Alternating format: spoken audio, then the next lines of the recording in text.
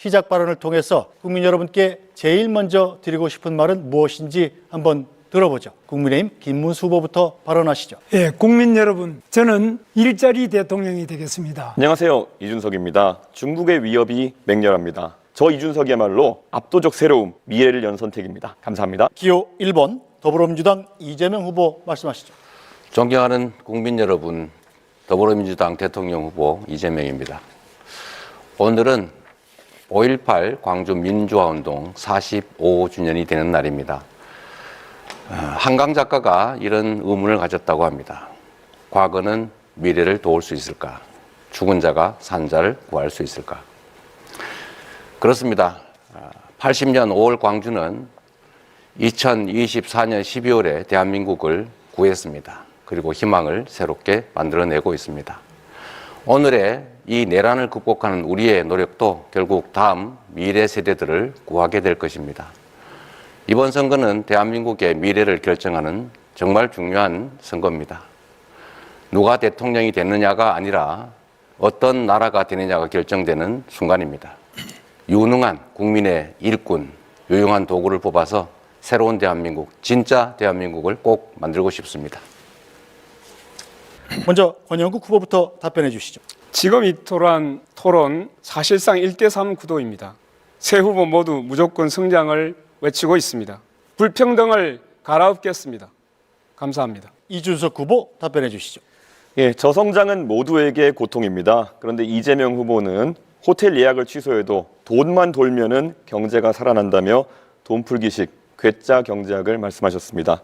지금처럼 고물가, 저수요 상황에서 무작정 돈을 풀면 자영업자는 재료비와 임대료 부담만 늘을 것입니다. 빚으로 쌓은 성장은 모래 위에 사상 누각입니다. 우리는 IMF를 통해 그 뼈아픈 교훈을 이미 겪었습니다. 저는 지역의 경제 현실에 맞게 최저임금을 자율 조정할 수 있도록 제도를 만들겠습니다. 자영업자의 숨통부터 틔우겠습니다. 저 이준석, 포퓰리즘이 아닌 실력으로, 돈풀기가 아닌 교육과 생산성으로 대한민국을 다시 성장시키겠습니다. 이재명 후보 답변해 주시죠.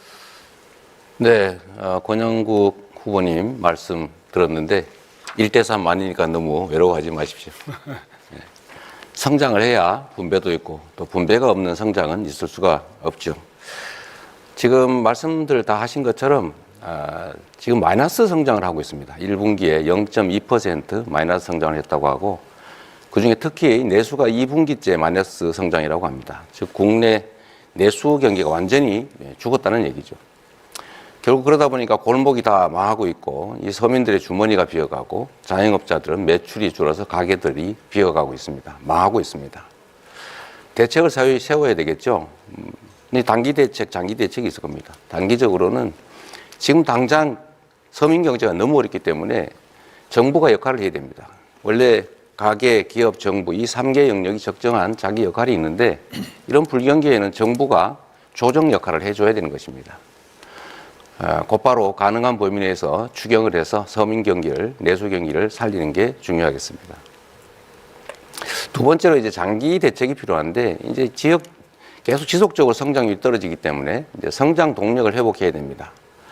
우리가 자주 말하는 인공지능을 포함하는 첨단 기술 산업을 육성해야 되겠고 또 재생에너지 산업도 육성을 해야 되겠고 특히 제가 관심 갖는 문화산업 육성을 통해서 새로운 영역을 만들어내고 그 속에서 공평한 성장의 기회를, 성장의 결과를 나오도록 하겠습니다. 네, 자 김문수 후보 답변해 주시죠.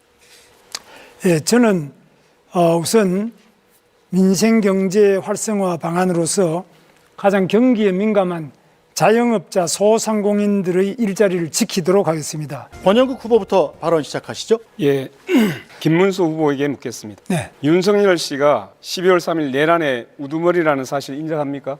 내란이라기보다는 헌정질서를 계엄을 했죠. 파괴하고 군을 동원한 내란기도 그 책임 인정합니까? 뭐 계엄을 한 그리고 그 것은 계엄이 이 나라 경제에 비수를 꽂았다는 사실, 자영업자, 소상공인, 관광, 소비, 투자 모든 흐름을 끊었다는 사실 인정하십니까? 경제가 어려워진 점은 사실이지만 김문수 후보는 윤석열 정부의 노동부 장관이었습니다. 그런 분이 지금 윤석열을 감싸며 대선에 나왔습니다. 탈당이란 말도 못했고 뜻대로 하시라고 조아렸습니다. 그 대가로 윤석열 지지선은 받으니 기쁘십니까? 이쯤 되면 내란 우두머리 윤석열의 대리인 아닙니까? 윤석열 때문에 치러지는 선거입니다. 무슨 자격으로 여기 나오셨습니까?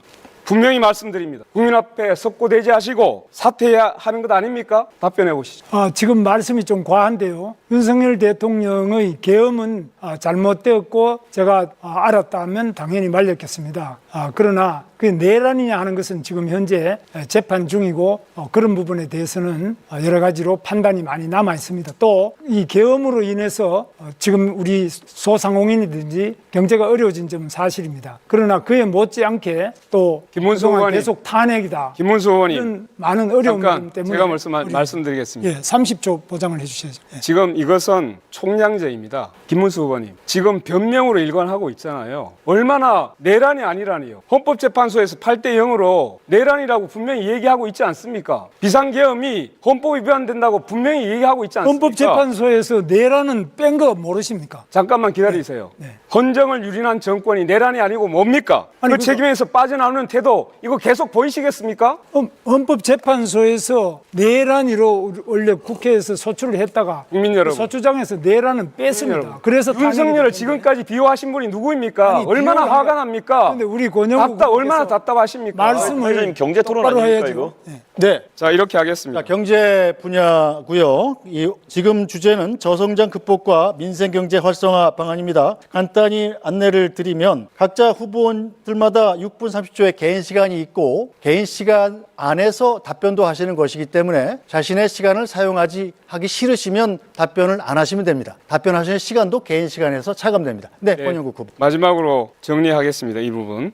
제가 경제 얘기를 해야 되는데 이 아까운 시간에 이 말씀을 드리고자 하는 것은 기본적으로 민주헌정 질서 이것을 유린했던 정당의 그리고 노동부 장관이었습니다. 그리고 윤석열 씨를 비호했던 사람입니다. 진심으로 사과해야 됩니다. 그리고 자격 없다고 생각합니다. 그래서 국민 여러분, 여러분께서 감히 이렇게 부탁드립니다. 내란을 옹호하고 윤석열 씨를 비호했던 사람 국민 여러분께서 퇴출시켜 주십시오. 네, 이것으로 일단 이 말은 마무리하겠습니다. 네, 다음 발언하실 후보 손을 들어주십시오. 제가 아까 네, 우리 김문수 후보님이 답을 하실 것 같았는데 네. 안 하신다더니 네, 국민 여러분, 지금 내란 얘기를 하는 이유도 아마 권영국 후보의 마음은 이 내란 때문에 경제가 이렇게 나빠졌다. 그래서 책임을 명확하게 해야 그 다음 해결책이 생기지 않냐 이런 뜻으로 저는 이해가 됐습니다. 저도 거기에 공감이 됩니다. 일단은 아마 우리 많은 후보들께서 현장을 다녀보시면서 느끼셨을 겁니다. 정말로 시장, 골목, 서민들 너무 어렵습니다. 특히 자영업자들이 완전히 무너졌습니다. 이 자영업자들께서 매출도 오르지 않을 뿐만 아니라 물가도 오르고 해서 지금 평년보다 지금 10만 명 이상이 더 문을 닫았다고 합니다. 물론 새로 신규 창업하는 경우도 줄어들어서 가게들이 정말로 많이 공실이 생기고 있습니다. 저는 그래서 이 문제를 한번 근본적으로 되짚어보자. 김문수 후보님께서 이제 소상공인 자영업자에 관한 정책들을 여러 개 내셨더라고요. 채무 조정 얘기도 하시고 그러던데 저는 이 코로나 극복 과정에서 다른 나라들은 전부 국가 부채를 늘려가면서 이 자영업자와 국민들을 지원을 했습니다. 근데 우리나라는 정책 방향이 좀 바뀌어서 다 국가가 빚을 안 지고 국민들한테 돈을 빌려줬어요. 그래서 국민들이 빚이 늘어났습니다. 이번에는 이 문제에 대해서 좀 근본적으로 채무 조정 정도를 넘어서서 일정 정도는 정책 자금 대출 부분은 상당 정도 탕감을 해주는 게 필요하지 않냐. 그 얘기를 제가 꽤 오랫동안 했는데 혹시 우리 김문수 후보님 그 점에 대해서 어떻게 생각하시는지 말씀 한번 들어보고 싶습니다. 소상공인들에 대해서는 여러 가지 대출도 해주고 지원을 많이 하자고 아까 제가 말씀드렸습니다. 금융 지원이 특별히 필요하고 그 외에도 또 소비를 진작하기 위한 대책이 많이 필요하다고 생각합니다. 아니, 그러니까 제가 말씀드린 거는 국가 부채가 늘지 않아서 좋다고 할 게 아니라 국가 부채를 감수하고라도 다른 나라처럼 소상공인 서민들에 대한 코로나 극복 비용을 정부가 부담했어야 된다. 안 했으니 지금이라도 그 부담을 정부가 좀 떠안는 게 어떠냐. 이 말씀에 동의하시는지를 물어본 겁니다. 그래서 그 부분은 경우에 따라서 이제 보겠습니다만은 코로나 이후에 코로나 때는 이제 지나간 문제고요. 코로나 이후에 지금 여러 가지 어려운 점에 처해 있는데 그게 코로나 때의 부채 때문에 그런 부분도 있고 여러 가지 있기 때문에 그런 부분은 정부에서 적극적으로 해서 소상공인을 생환시키기 위한 살려내기 위한 다양한 대책을 세우는데 여기에는 국가 부채가 일정한 정도 늘어날 수밖에 없습니다. 그걸 감수를 해야 된다고 생각합니다. 네, 감사드립니다. 국민 여러분, 일단 이런 단기적인 대책도 중요한데 장기적으로는 아까 시간이 짧아 말씀을 못 드렸는데 경제 시스템을 장기적으로 좀 바꿔야 됩니다. 그러니까 지금 이 정부처럼 무슨 R&D 예산을 대폭 깎아가지고 예산을 아낀다고 해서 아예 기술 개발의 길을 막는다든지 이렇게 하면 절대 안 되죠. 첨단 AI를 포함한 첨단 산업들을 대대적으로 육성해야 됩니다. 그래야 새 길이 생깁니다. 두 번째는 이 정부가 정말로 잘못한 것인데 재생에너지 산업을 탄압을 했는데 재생에너지 산업을 적극 지원해야 됩니다. 거기서 재생에너지 생산 과정에서 또는 공급 과정에서 또는 재생에너지를 활용하는 글로벌 기업들이 또 들어올 수가 있겠죠. 세 번째는 문화산업들을 적극 육성해야 된다고 생각합니다. 다음 부분은 좀 달리 논의하겠지만 우리 이준석 후보는 어떠세요? 저는 문화산업이 우리가 상당히 기회가 많다, 영향이 된다고 생각하는데 혹시 이런 문화산업 진흥에 대해서 생각해 보신 게 있으면 말씀 좀 듣고 싶습니다. 당연히 문화산업 같은 경우에는 저희가 앞으로 관광산업과 더불어서 키워나가야 되는 3차 산업의 핵심 과제고요. 저는 바우처 사업 같은 것을 통해 가지고 문화의 소비를 늘리는 것이 필요하다 이런 생각을 하고 있습니다. 특히 가장 소외받은 부분, 뭐 전통음악이라든지 아니면 고전음악이라든지 이런 부분의 예술가들 같은 경우에는 지금 팝컬처와 다르게 이 수요를 찾지 못해 가지고 예술 영위해 나가는 것 자체에 어려움을 겪고 있습니다. 그래서 일정량의 바우처 제도가 필요하다 이런 생각하고 있습니다. 네. 예, 제가 한번 네. 하겠습니다. 이준석 후보. 국민 여러분 잘 아시겠지만은 정말 앞에 후보님 말씀하신 것처럼 굉장히 민생이 어렵습니다. 그렇기 때문에 우리가 더 조심해야 되는 것은 항상 어려울 때 나타나는 그런 유혹들입니다. 지금 보면 오늘 저는 아마 이재명 후보께서 많은 정책을 얘기하시겠지만은 다 해준다 얘기하실 겁니다. 이것도 해주고 저것도 해주고 다 돈이야 뭐 땡겨 쓰면 된다 이렇게 말씀하실 텐데요. 재정이 이걸 부담할 수 없느냐 있느냐 이게 굉장히 중요한 것인데 그 부분에 대해서 기자들이 질문할 때마다 뭐 진성준 의원님도 그렇고요. 그건 나중에 가가지고 집권한 다음에 알아보겠다 이런 식으로 말씀하시는 경우가 많기 때문에 그게 좀 허황됐다 이렇게 생각하는 부분이 있습니다. 자, 이재명 후보님. 네. 그 전 국민 AI 한다고 하셨잖아요. 네. 모두의 AI. 네. 이게 정확히 어떤 방식으로 하겠다는 건가요? 왜냐하면은 지금 뭐 챗GPT 같이 상용화된 서비스 기준으로 하면은 전 국민에게 이런 계정을 보급하려면 뭐 12조 원 가까운 예산이 수반될 것이고 그것이 아니라 만약에 자체 AI를 구축하겠다 뭐 이런 이야기라면은 이건 뭐 전 세계적으로 전무후무한 일이 되겠지만은 결국에는 또 대한민국 IT 산업이 AI가 갈라파고스화되는 거 아니냐 이런 이야기를 할 수 있습니다. 어떤 방식입니까? 너무 비관적으로 보시는 것 같아요. 제가 드리는 말씀은 지금 현재도 지금 우리가 챗GPT를 저 같은 경우는 $22 정도를 주고 이제 유료로 쓰고 있죠.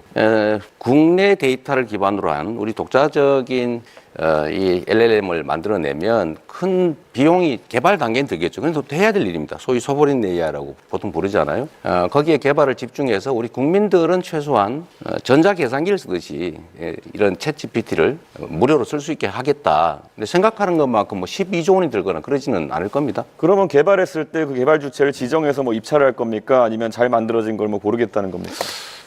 그러니까 말씀드린 대로 우리가 이제 연구개발 예산을 만들잖아요. 그러면 정부가 지원을 하지 않습니까? 어차피 R&D 예산을. 그럼 민간 기업들하고 연합을 해서 공동 개발을 하면 되죠. 운영 주체는 민간으로 하고. 그럼 예를 들어 한 3가지의 AI 시스템이 나왔다고 봅시다. 그럼 하나를 선정하실 겁니까? 아니, 그거를 같이 합동으로 연구 개발하면 된다는 거죠. 하나의 단일체 우리 국가만의 그런 AI 그렇죠. 네.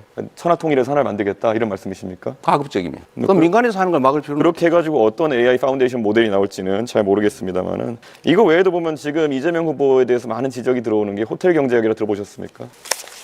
그 본인이 지어낸 말이죠. 그건 성장을 말한 게 아니고 경제 순환이 필요하다는 걸 극단적으로 단순화해서 설명한 거예요. 그럼 그 경제 순환을 했을 때 이게 결국에는 케인지언 승수 효과 같은 것을 노리고 하신 말씀이십니까? 아니면 어떤 취지입니까? 승수 효과 얘기를 한 거죠. 예를 들면 돈이란 고정돼 있으면 있어도 없는 거와 같죠. 근데 한 번 쓰여지느냐, 2번 쓰여지느냐, 3번 쓰여지느냐에 따라서 경제가 순환이 되면 그 자체에서도. 그런데 이 그림 그리신 걸 보면은 도는 과정에서 돈이 사라지지 않고 계속 그 한계 소비 성향이 1로 해가지고 계속 돌거든요. 무한동력입니까 그러면? 그 그림을 그린 것은 내가 그린 게 아니고. 본인 말씀하신 거 그대로 그렸던데요. 어디가 잘못된 겁니까? 예를 들면 그건 예일 뿐이다라고 생각하시면 좋을 것 같아요.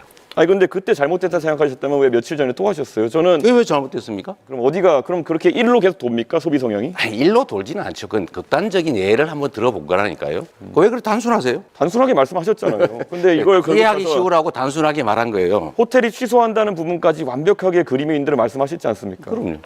그런 것처럼 경제는 순환이 중요하다. 저는 이재명 후보님께 명쾌하게 좀 해명하실 기회를 드리는 건데 그냥 그게 그런 거다 이러고 가시면 되겠습니까? 저는 충분히 설명해서 이해를 못 하시는 것 같아요. 아, 그런 겁니다. 그래요. 예, 이재명 후보님 정년 연장을 하실 계획이라고 이제 들었는데 이렇게 되면 젊은 세대의 일자리는 악영향을 주는 거 아닙니까? 글쎄, 그 점에 대해서 동의하기 어렵습니다. 젊은 세대도 많이 동의하고 있고요. 젊은 세대의 일자리와 정년이 늘어난 일자리가 반드시 일치하지는 않습니다. 그러니까 매번 이런 식으로 답변하실 것 같으면은 정년 연장도 하고 젊은 세대도 일자리가 늘어난다 이렇게 답하실 거면은 도대체 무슨 토론을 하자는 건지 잘 모르겠습니다. 정년 연장을 했는데 어떻게 청년 일자리가 늘어납니까? 너무 극단적이십니다. 예. 예. 네. 제가 그럼 다음. 김문수 후보 발언하시죠. 예. 이재명 후보는 그저께 전북 군산 유세를 가셔가지고 네. 커피 한 잔의 원가가 120원이라고 발언하셔가지고 지금 뭐 굉장히 시끄럽죠. 어떻게 커피 원가가 지금 또 120원이라고 생각하십니까?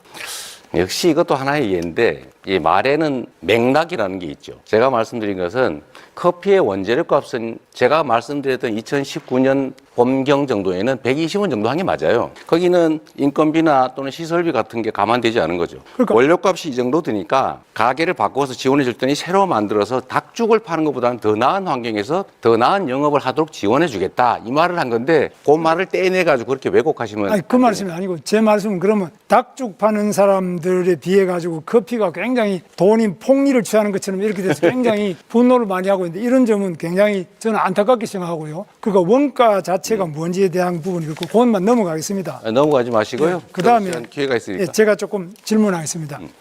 지금 이재명 후보님은 지금 노란봉투법을 또 대통령이 되시면 밀어붙일 생각입니까? 그동안 우리가 노란봉투법에 대해서는 2번이나 거부권을 행사했습니다. 근데 또 지금 밀어붙이실 계획입니까? 그건 대법원 판례가 이미 인정하는 것이고요. 그 국제노동기구에서 다 인정하는 거라서 당연히 해야 됩니다. 근데 이 노란봉투법은 사실 헌법에도 안 맞고 이거는 민법에도 안 맞고 이 법에 안 맞는 그런 계약 자체로 성립이 되지 않는 부분인데 이게 어떻게 이런 부분에 대해서 이렇게 계속 무리하게 밀어붙이시면 사실 우리나라에서 기업을 할 수 있겠느냐 이죠. 그래서 계약하지 않은 사람들한테도 계속 쟁의를 요구하고 이렇게 해서 될 수 있겠느냐 그런 점에서 이거는 반드시 제고돼야 될 점으로 봅니다. 그 다음에 또 하나 묻겠습니다. 이건 반도체 질문이었어요? 특별법. 예, 질문이었어요? 조금 반도체 특별법을 제정하는데 원래 이재명 후보께서는 처음에는 이걸 왜 그거 못 해주겠나 이러다가 나중에 주 52시간제 예외라도 이거 해달라는 최소한의 요구입니다. 이거는. 근데 이런 부분에 R&D를 하고 연봉이 상당히 높고 건강권이 보장되면은 주 52시간제 예외를 해달라는 거 이 법도 안 해줘가지고 제가 고용노동부 고시로서 그냥 그걸 해드렸습니다. 근데 이렇게 하고 본인이 이 뭐 기업을 지원하겠다, 또 반도체 부분을 지원하겠다 이렇게 말씀하시는데 이게 상당히 모순되는 이야기 아닙니까? 말씀을 드리면 노동부 장관으로 본인이 직접 그렇게 말씀하셨죠. 3개월 단위의 유연제를 6개월로 늘려주면 충분하다. 네. 노동시간을 총 노동시간을 늘리지 않고 노동시간 변형에 따른 수당을 다 지급한다면 기존에 있는 제도를 활용하는 것보다 좋은 제도가 아니어서 필요하지 않다. 그러니까 그 6개월로 늘리는 걸 도와달라는 게 정부 입장이었잖아요. 그렇습니다. 그런데 뭐 어쩌라고요? 그런데 이게 지금 기존에 있는 것도 그렇지만 지금 현재 우리나라 반도체는 시간을 싸움하는 그 속도 경쟁인데 이 속도전에서 일정한 정도로 열심히 이걸 따라잡지 않으면은 이거는 도저히 지금 중국도 우리를 추격하고 있고 또 대만은 이미 추월했습니다. 이런 상태에서 R&D 부분이라도 네. 이 반도체 부분의 건강을 유지하면서 R&D 하는 부분 또 연봉이 일정한 되는 분들은 이 부분에 52시간제 예외를 조금 보장하자. 이것도 안 해주면서 어떻게 그럼 우리나라 기술은 어떻게 개발하고 다른 나라하고 경쟁이 되겠습니까? 노동부 장관답지 않은 말씀이신데요. 52시간제 예외를 할 때 총 시간을 늘리지 않고 변형에 따른 수당을 다 지급하면 기존에 있는 예외 제도 4개보다 못한 제도라서 필요가 없다. 이렇게 결론 났잖아요. 본인이 그렇게 말씀하시는 필요가 없다는 것이 아니라 그 부분에 대해서는 모든 반도체 사업하는 데서나 또 그 연구자들도 전부 요청하고 다른 나라도 이렇게 연구 부분에서도 이렇게 규제하는 부분이 없지 않습니까? 그러면 우리나라도 다른 나라하고 경쟁을 해야 되는데 그런 억지를 이런 규제가 과도하면은 또 건강도 충분하게 보장을 해드립니다. 그런데 이렇게 규제를 많이 할 경우에는 과연 우리나라 산업이 이게 경쟁력을 가질 수 있겠느냐 이런 점에서 매우 우려가 된다는 점입니다. 그리고 지금 또 이재명 후보님께서는 불법 대북 송금으로 재판을 받고 있지 않습니까? 억지 기소죠. 지금 재판 받고 있죠. 네. 그리고 바로 수없이 밑에 기소가 계셨던 이화영 우리 부지사가 징역 7년 8개월 받았습니다. 이런 상태에서 지사가 모르는 부지사 이 징역형이라는 거 이거는 가능한 이야기입니까? 그러면 자. 이런 상태에서 어떻게 그러면 이 경제를 살릴 수 있겠느냐 이죠. 자, 김문수 후보님. 김문수 후보님 캠프에서 정치자금 수천만 원씩 받을 때 모른다고 무혐의 받았죠. 우리는 뭐 그런 거는 없습니다. 없긴 요구 다 본인이 정치자금 받았는데 본인이 몰랐다는 이유로 무혐의 됐잖아요. 아니 근데 본인이 왜 그건 몰랐습니까? 저도 도지사를 했지 않습니까? 대북 사업이 지사가 모르는 부지사가 대북 사업을 할 수 있습니까? 대북 사업 자체야 당연히 알죠. 그런데 민간업자가 나를 위해서 100억을 돈을 북한에 몰래 줬다는 게 있을 수 있는 일입니까? 아니 민간업자가 보내는데 그게 어떻게 부지사가 알아가지고 지사는 모르는데 부지사가 북한에 돈을 보내는 게 그게 가능한 이야기냐 이거죠. 그러니까 그래서 그거는 저도 대북 사업 해봤지 않습니까? 저도 도지사를 해봤지 않습니까? 저도 경기도지사를 해보고 우리 이재명 후보도 도지사를 해봤는데 네. 가능하지 않은 이야기인데 어떻게 해서 그렇게 딱 잡아떼시냐. 이재명 후보는 지금 발언 시간 6분 30초를 전부 사용하셨기 때문에 질문을 해도 답변하실 수가 없고요. 혹시 김문수 후보께서 양도를 해주시면 김문수 후보의 시간을 사용해서 답변할 수는 있습니다. 아니 그러니까 저는 뭐 제가 양보라기보다는 아니 5초가 좋은데 5초 하십시오. 김문수 후보님 두 번이나 김문수 후보님 측근들이 경기도 산하교원에서 정치자금 불법으로 모금해서 처벌받았는데 김문수 후보님 왜 몰랐습니까? 그럼 그거하고는 전혀 다른 문제죠. 이거는 아시다시피 대북 사업은 지사가 모르는데 부지사가 할 수 없는 사업이죠. 대북 사업과 관련돼서 뇌물을 준 건 다른 거죠. 네, 이재명 후보는 발언 시간을 전부 사용하셨습니다. 자, 아까부터 지금 이준석 후보가 손을 들고 있는데요. 일단 이준석 후보께 발언권을 넘기겠습니다. 네, 하시죠. 예, 김문수 후보님, 기본소득이라는 정책에 대해서 어떻게 생각하십니까? 그건 뭐 말이 안 되는 이야기죠. 그게 기본소득이라는 게 말이 안 되기 때문에 이재명 후보도 지금 아마 주장 안 하는 걸로 알고 있습니다. 국민의힘에 입당을 언제 하셨죠? 최근에? 제가 입당한 거요. 예. 저는 4월에 했습니다. 근데 국민의힘의 지금 정강 정책을 살펴보면은 기본소득을 실천하겠다라는 내용이 들어가 있습니다. 그런데 이것을 알고 그 정강 정책에 동의해서 입당하신 것인지 아니면 정치적 상황 때문에 입당하신 것인지 궁금합니다. 그 부분은 뭐 저는 잘 몰랐습니다만. 예. 그러면 뭐 이런 상황에서 기본소득에 대해 가지고 그럼 입장을 이제 당 차원에서 바꿀 생각이 있으십니까? 지금 당 정강 정책대로라면 한다고 돼 있습니다. 그런데 그 부분은 제가 검토해보고 만약 그런 게 있다면 기본소득은 사실 개념 자체가 맞지 않다고 저는 생각합니다. 예, 알겠습니다. 네, 김문수 후보도 발언 시간을 6분 30초 모두 사용하셨습니다. 자, 이제 권영국 후보와 이준석 후보만이 시간이 남아 있습니다. 네. 권영국 후보. 예. 네, 아까 얘기를 듣다가 기회를 놓쳐버렸는데요. 노란봉투법이 말도 안 되는 법이라고 합니다. 악법이라고 합니다. 노란봉투법이 진짜 사장에게 교섭하자는 게 악법입니까? 그리고 손해 말을 하시면 안 됩니다. 잘 들으십시오. 자기가 행한 그 책임에 따라서 손해배상을 청구하도록 하는 법이 악법입니까? 도대체 이해할 수 없는 이야기를 합니다. 김문수 장관이 예전에는 노동운동의 상징이라고 얘기를 했습니다. 그런데 헌법에 있는 33조 노동 3권에서 보장하고 있는 진짜 사장에게 교섭할 수 있는 권리 단체 교섭권입니다. 그 교섭권이 악법이라고요? 엉터리라 말도 안 된다고요? 도대체가 노동부 장관을 어디로 해먹었습니까? 두 번째, 손해배상 청구를 각자의 책임에 따라서 하자는 것이 어떻게 민법에 위반됩니까? 법을 모르시면 그런 얘기하면 안 됩니다. 정말로 부끄럽습니다. 그리고 주 50시간 얘기를 하시는데요. 지금 시대에 노동시간 늘려가지고 산업 경쟁력을 살리겠다? 이거 어느 나라 얘기하고 있습니까? 잘 보십시오. SK하이닉스는 주 43시간 이상을 일하지 않습니다. 삼성전자에서 지금 문제가 생겼습니다. HMC라고 하는 오히려 기술력에서 SK하이닉스가 훨씬 앞서 있습니다. 이건 기술력의 문제를 가지고 노동자들의 노동시간을 얘기하고 있는 것은 정말로 잘못 짚고 현실을 모르는 얘기를 하고 있는 겁니다. 그래서 민주당에서도 잘못 이해를 하고 있는 거예요. 네, 그 민생경제와 관련해서 가장 어려운 부분 한번 말씀을 한번 드려보겠습니다. 지금 이 나라에는 1,300만 명의 그 노동자가 근로기준법의 보호를 받지 받지 못하고 있습니다. 5인 미만 사업장 노동자들, 아르바이트, 특수고용직, 플랫폼 노동자, 프리랜스, 고용인 없는 자영업자들이 무권리 상태에서 일을 하고 있습니다. 근로기준법은커녕 최저임금도 4대 보험도 퇴직금도 없습니다. 노조도 만들기 힘들고 해고돼도 구제받을 방법이 없습니다. 저 권영국이 이렇게 말씀드립니다. 일하는 모든 노동자들에게는 최저임금, 4대 보험, 퇴직금 정도는 보장받아야 하는 이런 사회가 되어야 합니다. 노동이 강한 나라가 선진국입니다. 이 부분에 대해서 일하는 모든 노동자들에게 최소한 최저임금, 4대 보험, 퇴직금 이거 보장받아야 되지 않겠습니까? 제가 10초만 드리겠습니다. 이재명 후보님께 답변 주시죠.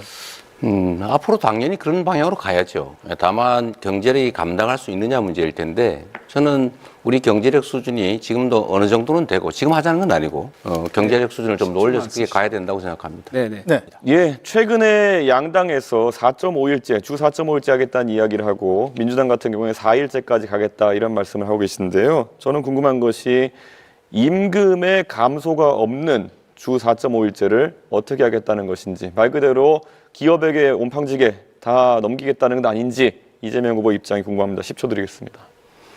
당연히 임금 감소가 없이 4.5일제로 가야 되고요. 그거는 앞으로 우리가 점진적으로 타협을 통해서 나아가야 된다. 우리 방향을 얘기하는 겁니다.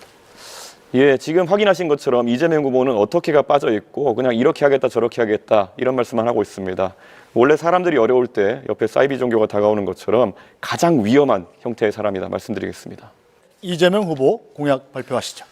네, 트럼프 대통령이 취임하면서 국제 경제 질서가 요동치고 있습니다. 물론 그 트럼프 취임 이전에도 이제 국제사회가 이미 자국 중심주의, 보호무역주의로 회귀하고 있었지만 트럼프 취임으로 인해서 이게 극단화된 것 같습니다. 특히 관세 정책을 통해서 이제 우방국까지 상당히 높은 강도의 압박을 하고 있습니다. 지금 당장 대한민국의 수출 기업들이 곤란을 겪고 있습니다. 그리고 지금 당장 미국과 관세 관련 협상을 해야 됩니다. 저는 이 협상에 있어서 가장 중요한 원칙은 국익 중심이라고 생각합니다. 미국도 요구하는 게 많겠지만 그걸 반드시 100% 관철하겠다는 것은 아닐 것입니다. 또 우리가 맨 먼저 나서서 서둘러서 협상을 조기 타결할 필요는 없을 것 같습니다. 일본도 미리 하겠다는 입장이었다가 지금 좀 선회하고 있습니다. 중국도 마찬가지로 강력하게 부딪히다가 상당 정도로 타협을 했습니다. 섬세하게, 유능하게 이 사태를 잘 준비해야 되겠다는 생각이 듭니다. 대책으로는 이 통상협상을 잘 하되 향후에 수출 시장이나 수출 품목을 좀 다변화할 필요가 있을 겁니다. 특히 경제 영토를 넓히기 위한 외교적 노력이 각별히 필요하지 않을까 생각이 듭니다. 그리고 내수 비중을 이제는 좀 서서히 높여가야 되지 않을까 그런 생각을 하고 있습니다. 자세한 것은 좀 이따 좀 말씀드리겠습니다. 이준석 후보부터 주도권 토론 시작하시죠. 예, 이재명 후보께서 최근에 중국과 대만에 관여하지 말고 모두 CS하면 된다 이래가지고 비난을 받은 바가 있습니다. 그런데 가질 수 있는 입장인데 이건 너무 친중국적인 입장 아니겠습니까? 어떻게 생각하십니까? 너무 단편적인 생각이시라고 생각되고요. 제가 드리는 말씀은 국익 중심으로 판단해야 되고 대만과 중국 간의 그 분쟁에 우리가 너무 깊이 관여할 필요가 없다. 현상을 존중하고 우리는 거리를 유지해야 된다. 대만과 중국이 다투면 대만에도 좋은 관계를, 중국에도 좋은 관계를, 다른 나라도 좋은 관계를 유지할 필요가 있다. 제가 그런 취지의 말씀을 드린 것이고요. 중국 친중이다 이렇게 생각하는 것은 참 정치인으로서는 좀 적절치 않은 표현 같습니다. 예, 그런데 이런 관점에서는 그러면은 앞으로 국제적 분쟁이 발생했을 때 다른 나라도 우리에 대해서 비슷하게 생각할 수 있는 거 아닙니까? 미국 입장에서 트럼프가 한국이 북한하고 좀 싸우면 어때? 우리 그냥 둘 다 CS하면 되지 이렇게 나오면 곤란한 거 아닙니까?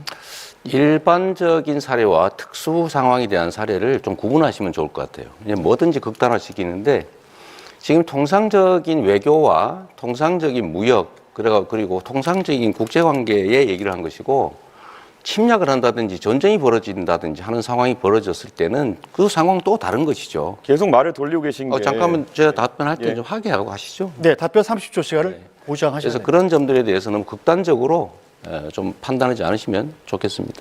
대만과의 관계에서 서로 잘 지낸다 이런 것은 최근에 대만 해협에 대한 위협이 가중되는 상황에서 유사시 발생했을 때 어떻게 대응하겠느냐라는 취지의 그런 질문일 텐데 결국에는 유사시엔 다를 수 있다는 취지로 또 답변하신 거 아닙니까? 그럼 이걸 또 대만이 듣고 중국이 듣고 또 다른 생각할 텐데 이런 식으로 외교에 대해 가지고 하루 자고 일어나면 맨날 답변이 바뀌는 듯한 모습을 보이시면은 신뢰가 떨어지게 되어가지고 결국 외교 관계에서 불리한 입장에 놓이게 됩니다. 결국 양안 관계가 발생했을 때 유사시 상황이 발생했을 때 개입하겠다는 겁니까? 안 하겠다는 겁니까? 침략을 당했을 때 대만이 모든 상황들을 가정을 해가지고 극단화시켜서 판단하면 문제가 생깁니다. 상황이 전개가 됐을 때 그 상황에 맞춰서 유연하게 판단해야 되고 그 판단의 기준은 역시 대한민국의 국익이라야 되고요. 그럴 때 일단 어떤 걸 가정했다고 해서 그대로 밀고 나가면 절대로 안 되죠. 이 외교 관계는 특히 격변하기 때문에 상황에 따른 판단들을 달리 해야 됩니다. 지금 어떤 상태를 가정하고 결정해놓고 상황이 바뀌어도 그대로 가겠다 하는 것은 정말 위험한 생각입니다. 예. 이재명 후보의 공약 중에 보면요. 해남의 솔라시도 그 부지에다가 결국에는 데이터 센터를 왕창 만들겠다. 그리고 그를 위해 가지고 풍력 발전, 서남 해안의 풍력 발전을 많이 활용하겠다 이런 말씀하시는데요. 네. 우선 기본적으로 풍력 발전이 데이터 센터의 안정적인 운영을 위한 알맞은 에너지원이라 보지 않습니다. 그렇기 때문에 결국에는 전라도에선 위에 영광의 원전이라든지 아니면 여수에 있는 화력발전소 등을 이용해 가지고 전력을 공급해야 될 것으로 보이는데요. 왜 굳이 그런 불안정한 풍력발전 전원이 있는 곳에다가 이런 데이터 센터를 공약하게 되었는지 의문이고요. 그리고 지금 풍력발전 같은 경우에는 개발 및 운영의 66%, 제조의 83.4%, 금융의 100%가 외국에 넘어가 있고 대부분 그게 중국 쪽입니다. 터빈 분야에서도 보면은 우리나라 업체 점유율은 28%에 불과합니다.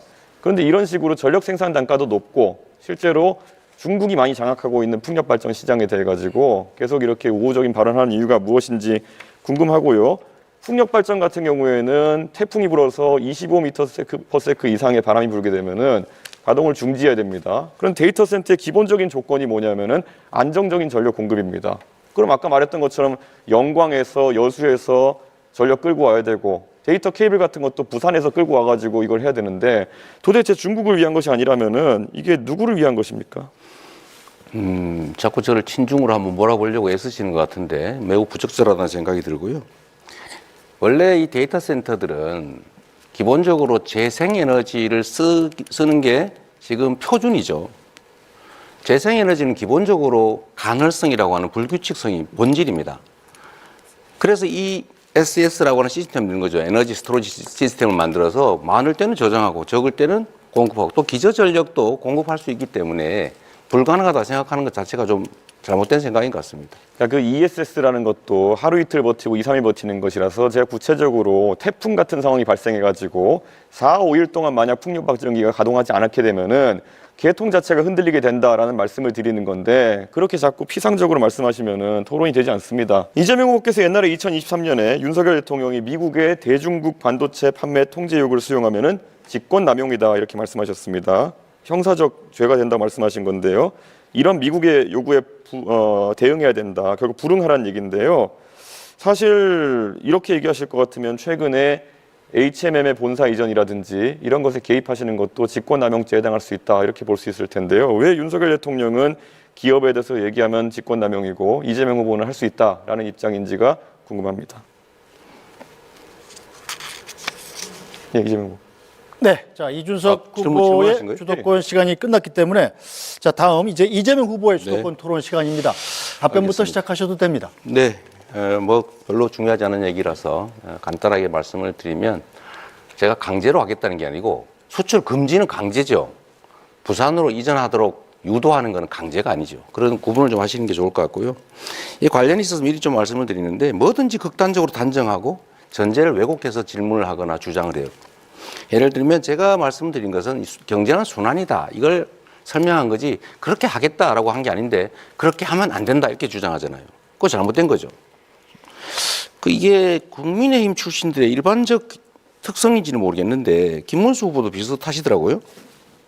제가 그 커피 원가 얘기를 한 것은 그 원재료 값이 이만큼밖에 안 드는데 시설 잘 갖춰서 팔면은 다른 전업하면 오히려 도움이 된다 이 얘기를 한 건데 이거를 왜곡을 해가지고 그 국민의힘 비대위원장이신가요? 그 김용태 의원이신가?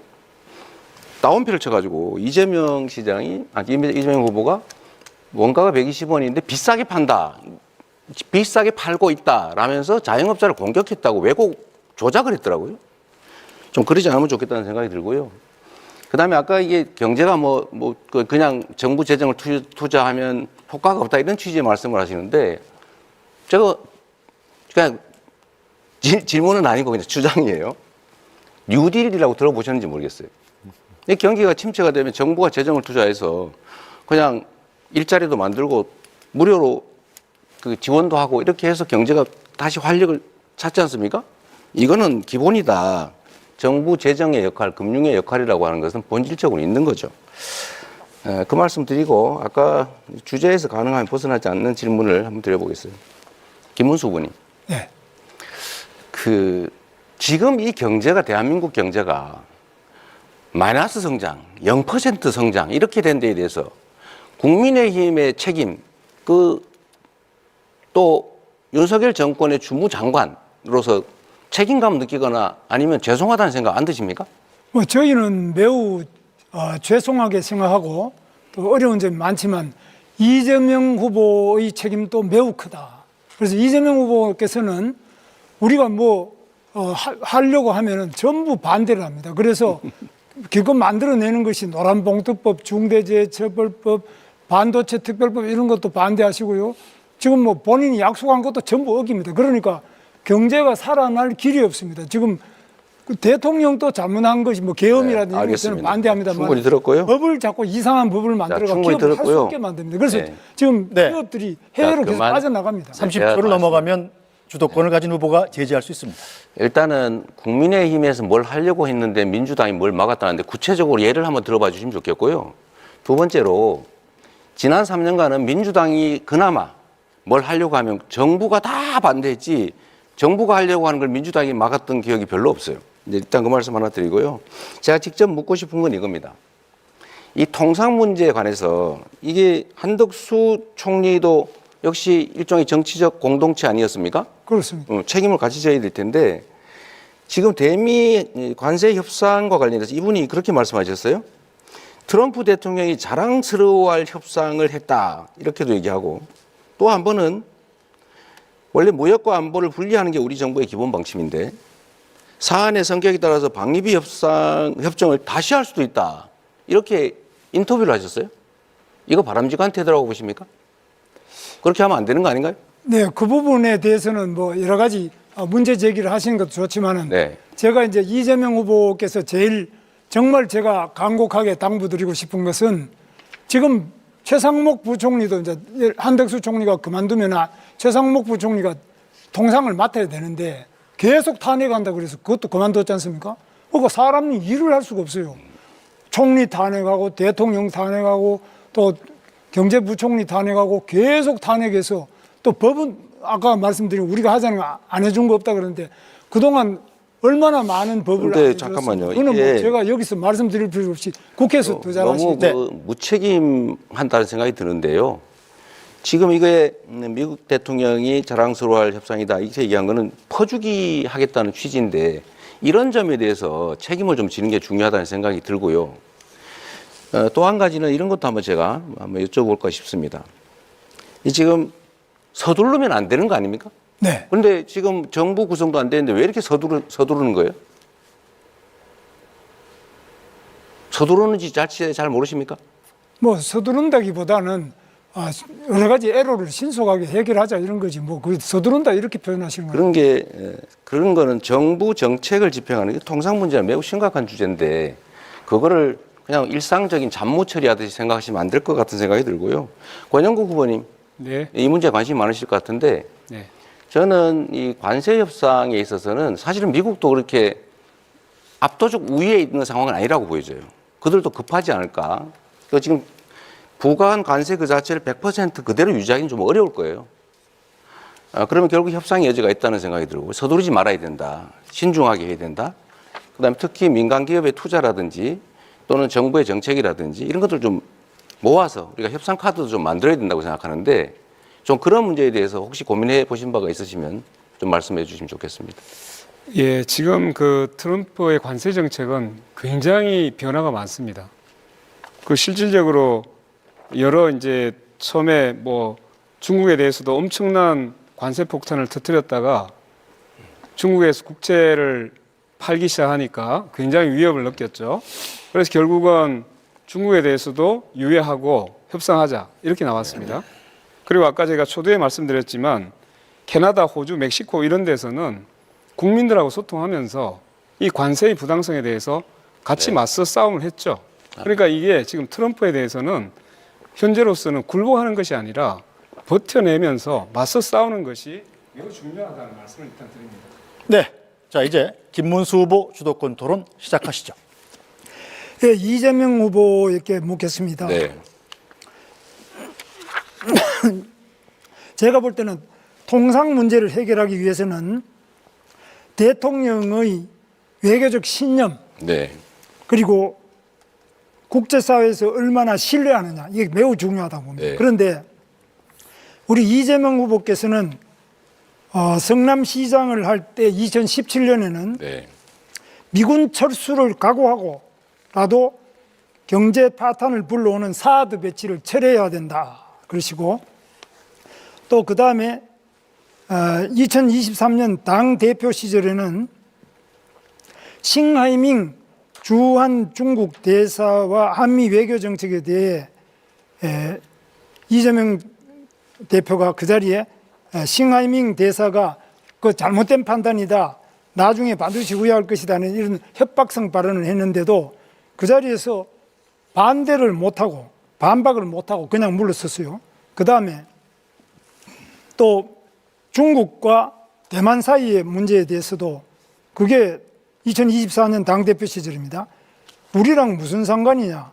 중국에도 쎄쎄 하면 된다. 이런 식으로 이야기가 이게 굉장히 말이 많은데 사실 우리나라는 한미동맹이 매우 중요하지 않습니까? 네. 한미동맹이 기본축이 돼야 된다고 보는데 이 부분에서 이재명 후보가 지금 하고 있는 발언, 그동안 해왔던 발언을 보면은 미국으로서는 상당히 끔찍할 정도입니다. 물론 권영국 후보께서는 오늘 이 자리에서도 계속 트럼프와 싸워야 된다 이렇게 하시는데 뭐 싸워서 과연 무엇을 하자는 건지 모르지만은 이재명 후보님 생각은 사실 트럼프 대통령에 대해서 어떻게 생각하시는지 과거 발언과 대비해서 걱정이 많은데 어떻게 네. 생각하십니까? 걱정 안 하셔도 됩니다. 네. 제가 말씀을 드리자면 한미 동맹은 중요하죠. 그리고 앞으로도 계속 확장 발전돼 가야 됩니다. 안보 동맹에서 이제 경제 동맹, 포괄 동맹으로 발전해 가야 되는 우리 외교의 기본축인 것은 분명하죠. 그렇다고 해서 거기에 완전히 의존하는 건 안 된다.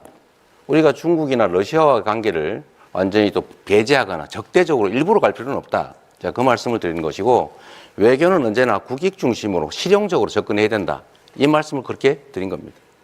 그런데 배제하자 이렇게 말하는 사람도 없고요.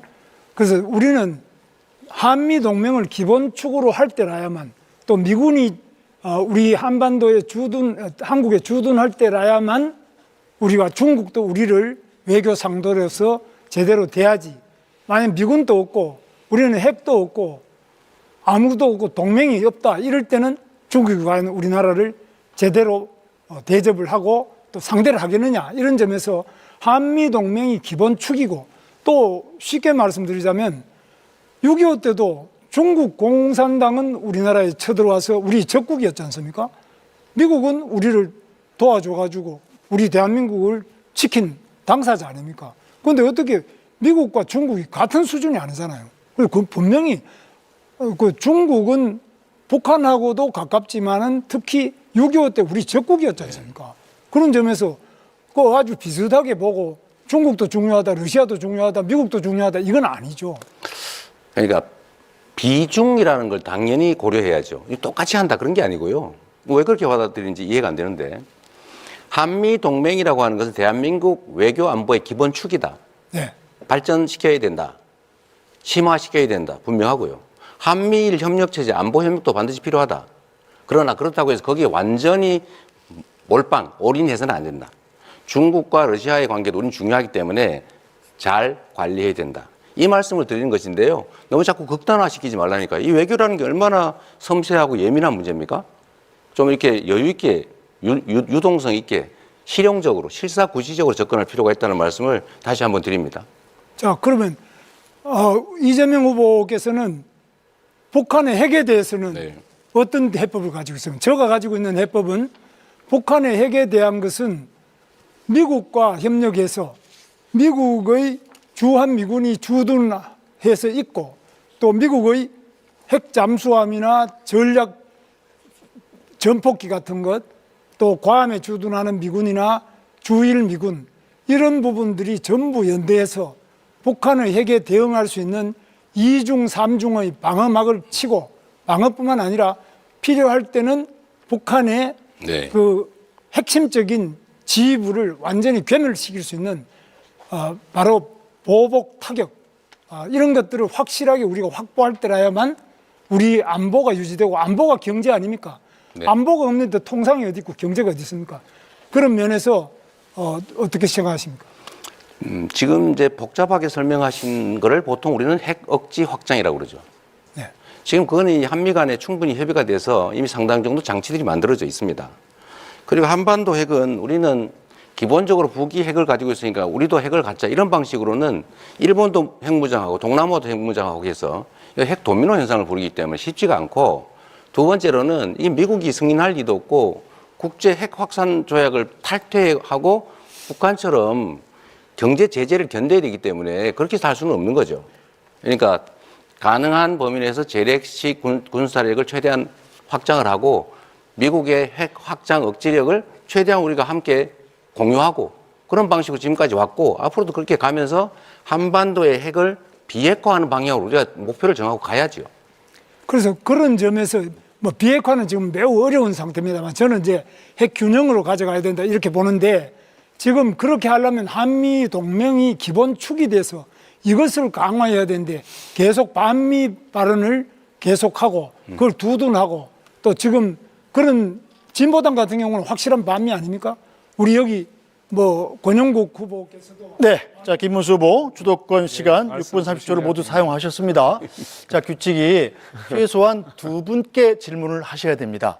자, 그럼 시간이 다 됐기 때문에 권영국 후보 주도권 토론 시작하시죠. 네, 저 우선 그 이재명 후보께 질문 드리겠습니다. 그 트럼프 대통령의 관세 폭탄은 말 그대로 약탈이라고 인정하십니까? 이 외교적 언사라고 하는 표현도 있는데 네. 본질이 그러더라도 그 본질 네, 제가 잠깐 그렇게 말할 기다리십시오. 수는 없고요. 네네, 잠깐만 제가 말씀드리고 하겠습니다. 네. 그 바이든 정부 시절부터 우리 기업들은 미국의 가장 손쉬운 사실 표적이었습니다. 삼성 60조, 현대차 31조, SK 하이닉스 6조, 이 세 기업만 하더라도 100조 원입니다. 미국이 공장을 짓고 미국 노동자를 채용하게 됩니다. 근데 트럼프가 이것도 모자라 가지고 더 내놓으라고 말을 하고 있습니다. 이거 알고 계시잖아요. 그죠? 네, 제가 그대로 질문하겠습니다. 자, 관세 전쟁에서 사실 가장 먼저 위험한 것은 대기업은 그래도 자기 방어력이 있습니다. 네. 중소기업입니다, 이거. 우리 9만 5천 개의 중소기업이 수출을 하고 있습니다. 자, 대기업은 로비도 합니다. 근데 아까 말씀드렸듯이 중소기업은 이 관세 문제에서 자칫하면은 부품 조달이나 수출 길이 막혀가지고 폐업위기에 놓일 수 있습니다. 중소기업을 보호하기 위한 직접적이고 현실적인 지원 대책이 있으면 30초 내에 말씀 부탁드립니다.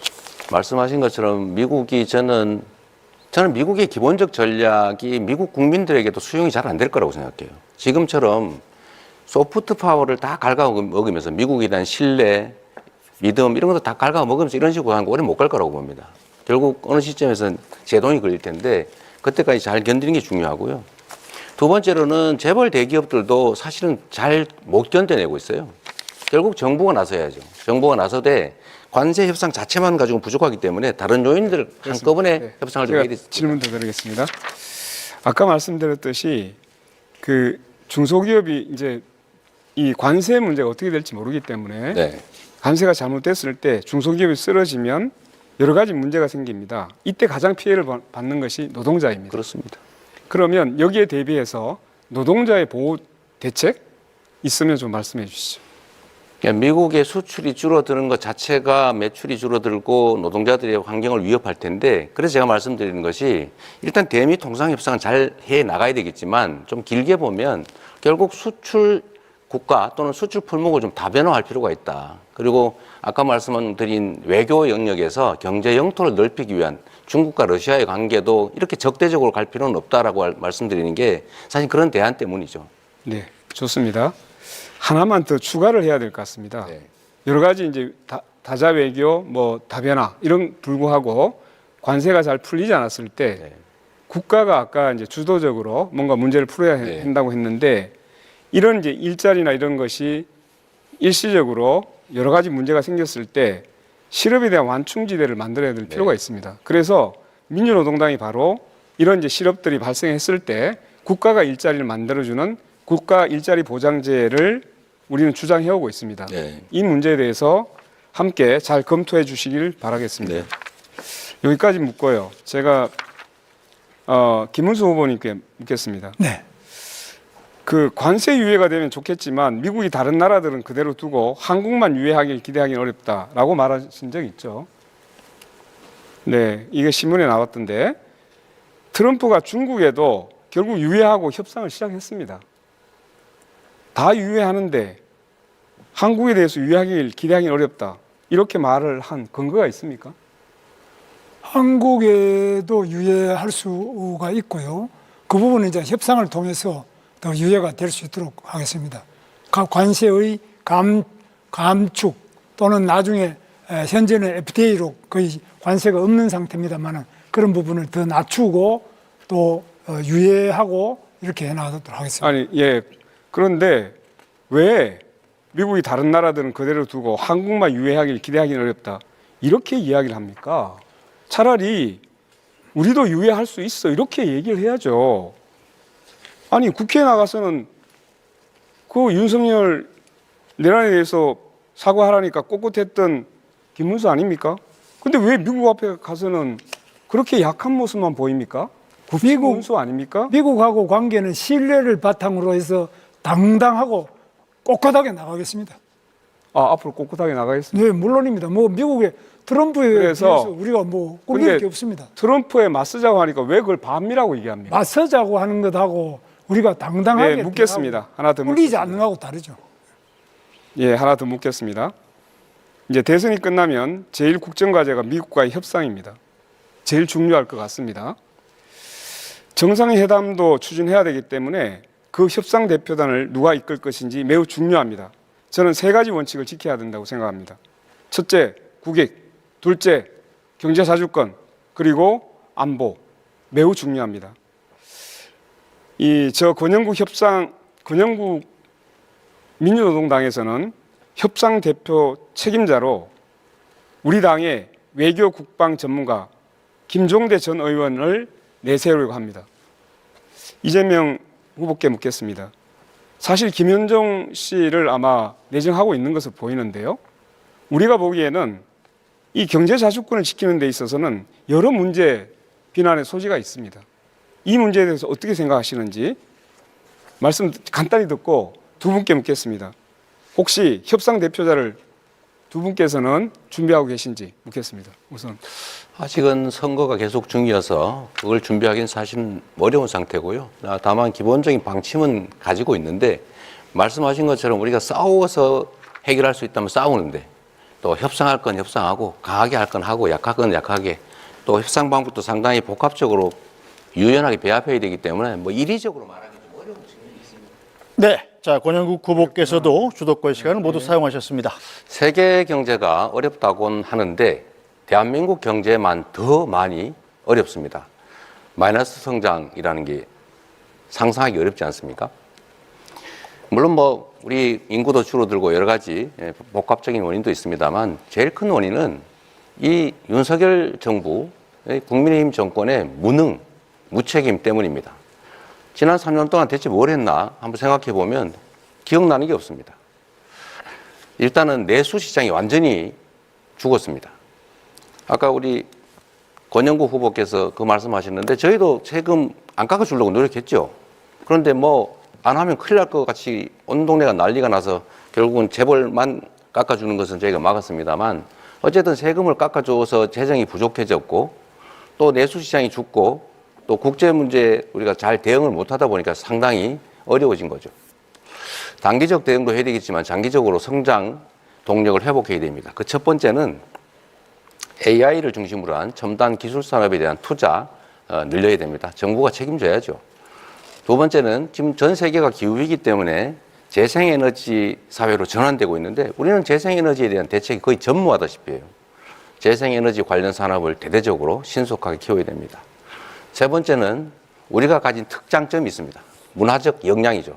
문화산업을 대대적으로 육성하면 길이 생길 것이다. 이렇게 생각합니다. 모든 대선 후보가 입을 맞춰서 AI 시대라고 합니다. 하지만 AI에 대한 이해도는 나쁘끄럽습니다. 이재명 후보는 AI에 100조 원을 투자하겠다면서도 매년 5조에서 15조 원에 달하는 농촌 기본소득을 도입하겠다고 했습니다. 무엇이 미래를 위한 투자인지 우선순위를 판단하지 못하고 있는 것입니다. 지도자는 한정된 자원을 어디 쓸지 냉정하게 선택해야 됩니다. 다 해주겠다는 말은 결국 다 못하겠다는 말과 다르지 않다고 생각합니다. 민주당에서는 제2경찰학교를 남원에도 그리고 아산에도 유치하겠다고 합니다. 도대체 어디로 유치한단 말입니까? 후보일 때도 양다리 공약을 이렇게 남발하는데 만약 대통령이 되면 해준다고 했더니 진짜 해주는 줄 알더라 이러면서 말을 바꿀 것을 우려할 수밖에 없습니다. 양치기 소년을 뽑는 선거가 아닙니다. 당선되면 말을 바꾸는 노쇼 후보에게 대한민국의 5년을 맡길 순 없습니다. 미래를 맡길 수 없습니다. 네, 후보들의 공약 잘 들었습니다. 자, 그럼 이재명 후보부터 주도권 토론 시작하시죠. 네. 우리 사회가 참으로 토론, 대화가 많이 부족합니다. 토론과 대화를 하려면 상대를 존중하고 왜곡하지 말아야 됩니다. 상대의 말을 왜곡해서 조작을 해서 네가 이렇게 말했지 이렇게 주장을 하면 이건 토론이 아니라 싸우자는 거죠. 규제 프리 도시라고 우리 김문수 후보 말씀하시면 규제가 전혀 없단 말이야? 그러면 뭐 교통신호도 이제 없애겠다는 거야? 이런 식으로 말하면 안 되는 거죠. 그건 합리적인 범위 내에서 꼭 필요한 규제 외에는 대부분 풀겠다 이런 뜻으로 저는 이해를 합니다. 이제 앞으로 좀 토론해서 상대가 하는 말이나 이런 것들을 왜곡해가지고 이 조작해가지고 없는 말 가지고 또는 엉뚱하게 이렇게 안 하면 합리적인 토론이 좀 가능하지 않을까 그런 생각합니다. 마찬가지예요. 우리 이준석 후보 지금 농촌 기본소득 5조 원, 7조 원 드는데 하겠다는 거냐? 농촌 기본소득을 저희가 도입을 하는데 제가 그렇게 다 전면적으로 한다고 하지 않았어요. 예를 들면 그다음에 시군, 특히 군 되겠죠. 이런 데서 매칭으로 좀 조금씩 나눠서 하고 가능한 범위 내에 예를 들면 인구 소멸 위기가 큰 지역 중심으로 이 순차적으로 한다고 하지 않습니까? 그걸 왜 한꺼번에 한다고 전제를 하고 이렇게 공격을 하나 좀 이해가 좀 안 된다 이 말씀 드리고요. 이 기업 규제 합리화 얘기를 많이 하시지 않습니까? 저도 동의합니다. 기업 규제 불필요한 규제가 많죠. 공직자 공무원들이 좀 자기 편하려고 하는 그런 규제가 많아요. 그런 건 당연히 줄여야죠. 없애거나 또 시대에 안 맞는 규제 많아요. 그런 거 없애야죠. 또 새로운 영역에 대한 신설 규제도 가능하면 절제하는 게 필요하죠. 저는 이래서 규제에 대해서는 이렇게 표현하고 싶어요. 완화, 해소 이렇게 말하지 말고 합리화하자. 필요한 규제는 강화하고 불필요한 규제는 해제하거나 완화하자. 합쳐서 규제 합리화 이런 게 필요하다고 생각합니다. 김문수 후보님, 네. 제가 여쭤볼게요. 김문수 후보님도 이제 경기도지사를 하셨는데 수도권 규제 완화해야 된다고 많이 주장하셨죠. 그렇습니다. 저는 뭐 아주 적극적으로 주장했습니다. 그럼 수도권 규제를 그렇게 완화를 하면 수도권 집중에 따른 대한민국의 이 지속 성장에 장애되는 요인, 지방이 소멸하는 이 문제 어떡합니까? 지금 수도권 규제 완화 중에 하나가 바로 평택 삼성 반도체 공장 120만 평이 규제 완화로 가능했고요. 또 이천에 하이닉스도 SK 하이닉스도 콩밭을 하던 것을 규제를 완화해서 하이닉스를 했습니다. 그럼 그것이 지방에 마이너스가 됐습니까? 다 외국으로 가려고 하는 기업을 제가 유치를 해가지고 지방 사람들도 거기 와서 다 취업을 하고 그게 지방에 무슨 문제가 있습니까? 알겠습니다. 말씀의 취지는 합리적인 범위 내에서 완화하자는 거지 수도권을 대폭 규제를 풀어가지고 팽창시키자. 그건 아니란 말씀이죠? 제 주장은 아니 잠깐만 그 네, 말씀이시죠? 제 주장은 지방을 우선 해제하고 그 다음에 수도권도 자, 네. 합리적인 해제를 하자. 규칙은 좀 지켜가면서 하시면 좋을 것 같아요. 어쨌든 알겠습니다. 근데 아까 규제 프리 도시 말씀도 하셨잖아요. 네. 저는 수도권에 대한 규제를 합리화할 필요가 있다. 그냥 예를 들면 말씀하신 것처럼 규제를 안 풀어주면 해외로 나갈 기업들 이런 건 우리가 받아야 되겠죠. 해제 완화를 해서 잡아놔야 되겠죠. 해외에서 기업이 들어오는데 수도권 외에는 도저히 갈 수가 없다. 뭐 그런 경우는 필수적이니까 하는데 그 외에 수도권의 용도 규제를 완화한다든지 일반적 규제를 완화한다든지 이런 건 좀 하면 안 된다. 그건 지방에 대해서 기회를 박탈하는 거다. 이 생각을 말씀을 드리고 저는 시장 또 도지사를 할 때도 이 주장은 계속했다는 말씀을 좀 드립니다. 우리 다른 분한테 한번 여쭤보려고 해요. 이 지방을 다녀보면 지금 실제로 매우 심각하잖아요. 지방 소멸 문제가. 근데 지방 소멸을 막기 위해서는 지방에 기업도 있어야 되고 학교도 있어야 되고 주거 문화, 뭐 생활 환경도 좋아야 되고 지방의 사람이 서울로 오지 않게 뭔가를 해야 되는데 저는 거기에 핵심적 요소가 몇 개 있다고 생각해요.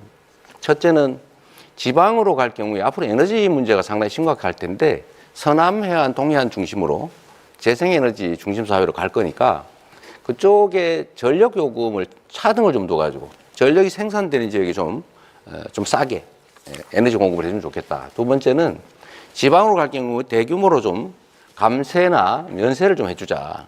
세 번째는 예를 들면 세 번째로는 규제를 대대적으로 좀 완화, 꼭 필요한 규제 외에는 완화해주자 이것이고요. 거기 덧붙여서 전국 단위로 서울대처럼 못 되겠지만 거점 단위로 국립대학들 집중 지원을 해가지고 좀 거기서 인재들이 양성될 수 있게 하면 좋겠다 이 생각을 하고 있는데 우리 권영국 후보님은 좀 이런 지방 균형 발전 문제에 대해서 좀 근본적인 대책이나 이런 거 고민해 보셨는지 말씀해 주시죠. 예, 저는 기본적으로 지방 분권을 먼저 고민을 해야 된다고 생각합니다. 지금 읍면동의 자치권이 1961년, 60년이겠죠. 그 5.16 혁명, 그 쿠데타 때 그때 자치권이 사라졌습니다. 지금까지도 회복이 안 되고 있습니다. 이 문제부터 짚겠습니다. 두 번째는 차라리 이렇게 제안 드리겠습니다. 재생에너지가 있는 곳에 공장을 설립할 수 있는 허가를 내줄 수 있도록 정책을 하면 훨씬 더 빨리 지방 분산과 지방에서 에너지를 서울로 끌어오지 않고 지방에서 할 수 있도록 그 제안을 드리겠습니다.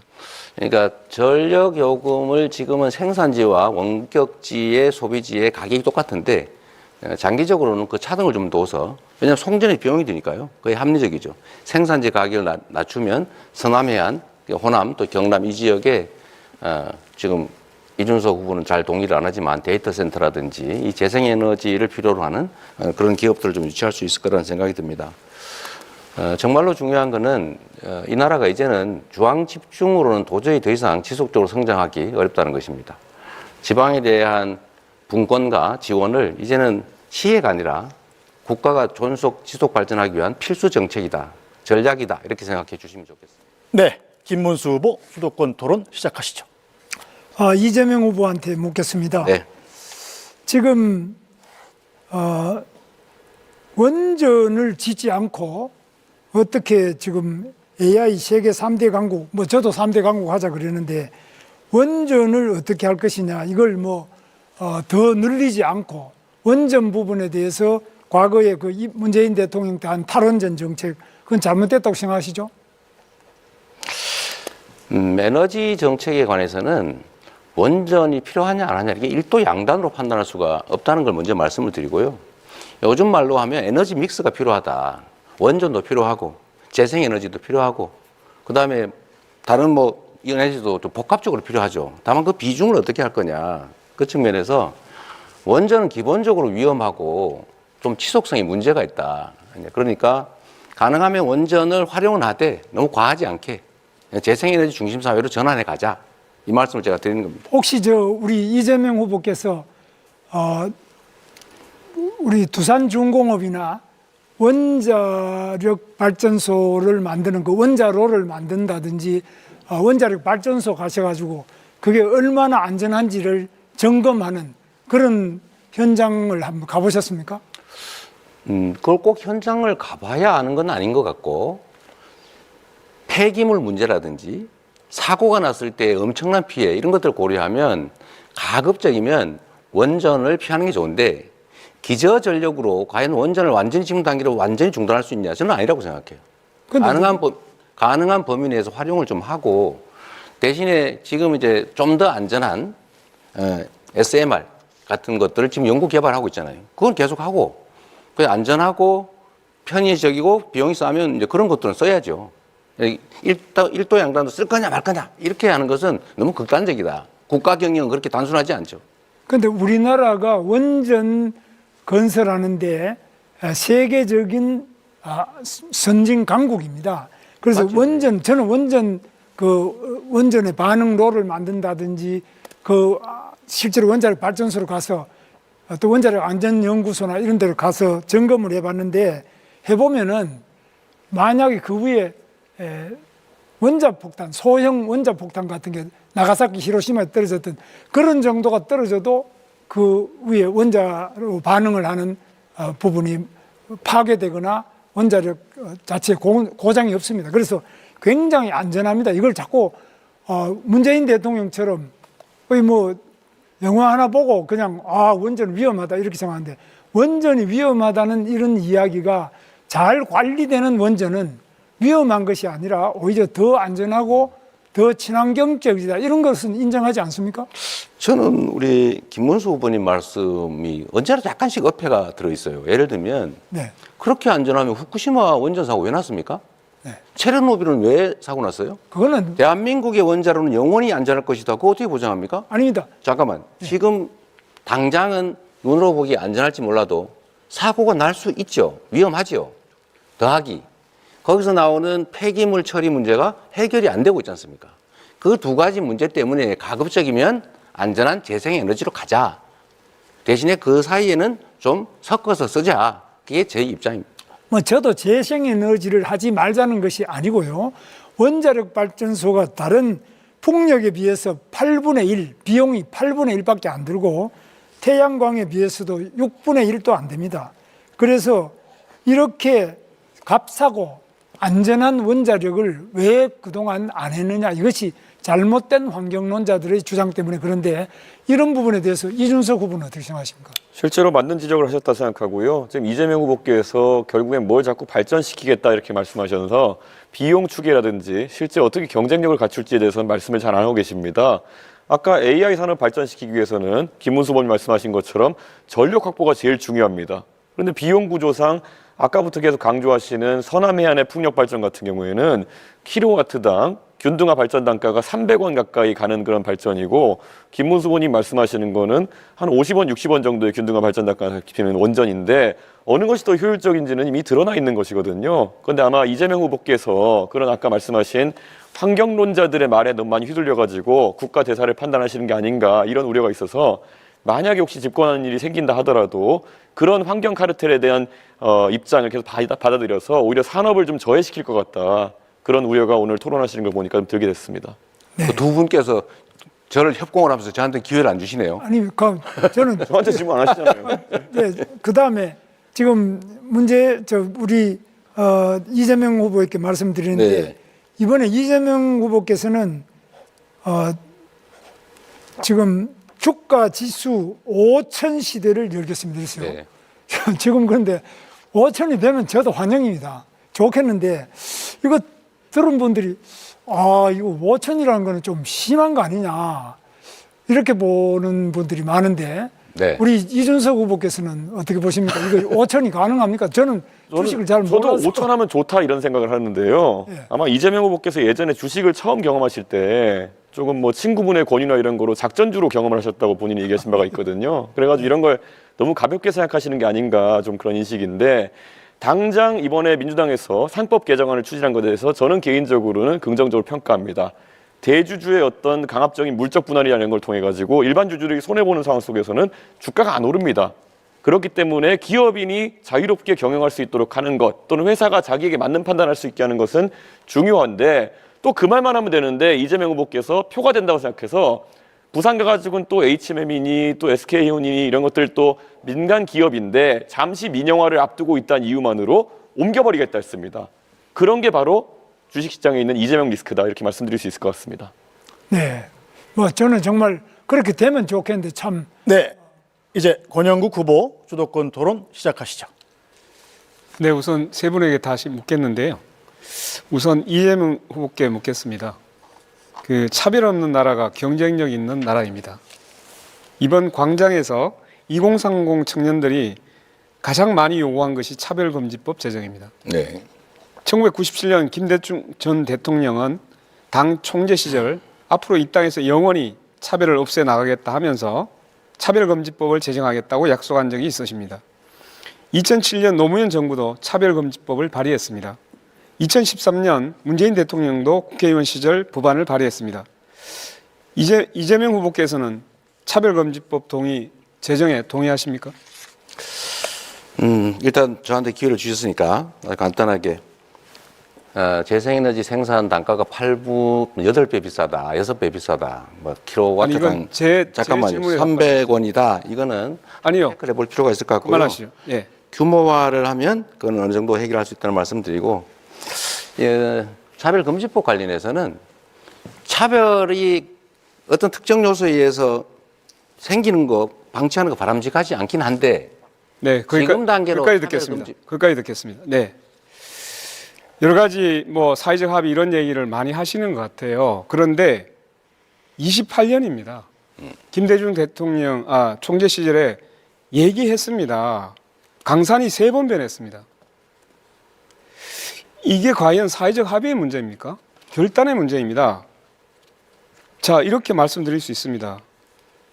이재명 후보님, 네. 광장에서 멀어지시면 안 됩니다. 지금은 이재명이라고 현수막에 써 있지 않습니까? 나중이 아니라 지금 하겠다 이렇게 말씀하셔야죠. 네, 됐습니다. 제가 다른 질문을 다 해야 돼서 네. 그까지 그래도 답을 듣는 게 의미가 있지 않을까요? 예, 10초만 드리겠습니다. 네. 방향은 저는 맞다고 보지만 지금 현재 너무 현안들이 복잡한 게 많이 얽혀 있어서 이걸로 새롭게 논쟁 갈등이 심화되면 지금 당장 해야 될 일을 하기 어렵다라는 네, 말씀. 알겠습니다. 영원히 못할 것 같습니다. 자, 김문수 후보에게 묻겠습니다. 네. 중대재해처벌법이 악법이라고 했던데 매년 산재로 몇 명의 노동자가 죽는지 아시죠? 네. 구의역 김군, 태안화력발전소 김용균, 평택항 이선호, 파리바게트 SPL 박선빈, DLENC 건설 이용직 강보경 이런 청년들이 계속적으로 죽어가고 있어요. 하루에 6명의 노동자가 출근해서 집으로 돌아오지 못하고 있습니다. 그런데 여야 합의로 만든 중대재해처벌법이 악법이라고요? 저는 제2의 윤석열을 보는 것 같습니다. 노동자의 생명과 안전을 이렇게 무시해도 되는 겁니까? 답변하세요. 중대재해처벌법은 처벌 위주의 법입니다. 그런데 산업재해를 없애기에는 예방 위주로 가야 됩니다. 예방은 최근에 AI도 발전하고 드론도 발전하고 로봇도 발전하고 여러 가지 CCTV도 발전해서 예방을 위한 시설을 하고 미리 그걸 예방을 해야지. 사람 죽고 난 다음에 그 사업주를 처벌한다고 해서 재해가 그러면 줄어듭니까? 사망자가 줄어듭니까? 그래서 저는 예방 위주로 가야지. 처벌 위주로 국가에 듣겠습니다. 잘못이라고 봅니다. 지금 예방 위주로 하는데 아무리 그런 걸 예방을 하라고 해도 돈이 드니까 지금까지 안 해온 거예요. 그래서 중대재해처벌법 만들어서 처벌하자고 만든 겁니다. 산재 유족들이 그 추운 겨울날 단식하면서 만든 거예요. 이걸 함부로 무시하는 노동부 장관 과연 그 자격이 있었습니까? 저는 이해할 수가 없습니다. 더 들을 필요가 없어서 넘어가겠습니다. 이준석 후보에게 질문하겠습니다. 오랜만에 묻네요. 네, 반갑습니다. 그 후보님은 지역별로 최저임금을 달리 적용하자고 제안하고 계십니다. 제가 볼 때는 이거 되게 위험한 생각입니다. 우리나라는 대기업과 중소기업, 남성과 여성, 정규직과 비정규직, 그리고 플랫폼 노동자 이렇게 따라서 임금 차별이 매우 심합니다. 여기에다가 다시 또 수도권하고 비수도권 차별하자고 하면 이거 정말 위험한 거 아닙니까? 일본이 지역 차등 임금제 도입했다가 지역 인구가 더 유출되고 지방 경제가 피폐됐습니다. 한마디로 폭삭 망했어요. 그런데 이걸 가지고 자민당에서도 다시 인류화, 평준화 논의가 지금 진행되고 있습니다. 이 공약 처리해야 되는 거 아닙니까? 일본의 사례도 잘 알고 있고요. 반대로 미국의 사례도 잘 알고 있습니다. 미국 같은 경우에는 텍사스가 잘 아시는 것처럼 캘리포니아와 다르게 규제와 세금이 더 적기 때문에 많은 기업들이 텍사스로 이전했습니다. 그래서 최저임금도 낮고 법인세도 낮기 때문에 잘 아시는 일론 머스크 같은 사람도 스페이스X 같은 기업을 이전했던 것입니다. 저는 지역 간의 경쟁이 어느 정도 촉발될 수 있다 이런 생각을 하고 있고요. 사례를 본다 하더라도요. 텍사스는 최저임금이 7불 25로 연방 최저지만은 옆에 플로리다가 최저임금이 네. 있음에도 불구하고 거기까지 듣겠습니다. 평균 임금은 더 높습니다. 거기까지 듣겠습니다. 미국은 땅이 큽니다. 그리고 연방이잖아요. 그건 주가 거의 국가예요. 그렇기 때문에 그 차이가 엄청나게 클 수 있어요. 어떤 차이가 크단 말이에요? 생활 조건이나 이런 것들이 많이 다를 수 있죠. 그런데 일본 같은 경우보다 우리나라는 훨씬 더 땅이 좁습니다. 그리고 생활이라는 것이 그렇게 큰 차이가 있는 게 아니에요. 그런데 그런 땅덩어리 있고 국가에 비견하는 주와 같은 데서 자율적으로 하고 있는 것하고 비교하는 자체가 그건 비교가 잘못된 거죠. 그래서 이렇게 보겠습니다. 자, 일본에서 이미 그렇게 차등제 뒀다가 결국은 임금 높은 데로 다 빠져나갔어요. 한국에도 그렇게 하면 유출될 뻔합니다. 지금도 일자리 아니면 좀 더 좋은 자리를 찾아가지고 수도권을 몰리고 있잖아요. 이렇게 해놓으면 완전히 수도권을 다 몰려버립니다. 지방 완전히 망합니다. 그래서 마지막으로 말씀드립니다. 헌법에 왜 정했겠습니까? 차별하지 말라고. 차등임금 두지 말라고 하는 네. 이제 답변할 시간이 없어서 죄송합니다. 이준석 후보 수도권 토론 시작하시죠. 예, 방금 전에 권영국 후보님께서 말씀하신 부분에 대해서는 결국 저희가 공약한 것은 최저임금을 그리고 법인세를 지방에서 지자체와 지방의회가 정하도록 하자라는 것인데 방금 권영국 후보님 말씀하신 것처럼 유출이 우려된다. 그러면은 그에 맞게 조정하면 되는 일입니다. 자율권을 주는 일이기 때문에 강제하는 것이다. 강제하는 것이 아니다. 이렇게 말씀드립니다. 자, 우선 양곡관리법에 대해서 한번 여쭤보고 싶은데요. 이재명 후보님. 네. 양곡관리법을 개정하자는 이야기가 있었고 거기에 대해 거부권이 행사되었습니다. 집권하시면 다시 추진하실 것인지 궁금하고요. 식량안보 차원이라 보기에는 양곡관리법이 지금 돈이 많이 드는 이유가 과잉 생산되는 지금 쌀을 처리하는데 돈이 많이 드는 거거든요. 그러면은 도대체 과잉 생산되는 쌀을 왜 더 생산하도록 유도해야 되는 것인지 말씀 부탁드립니다.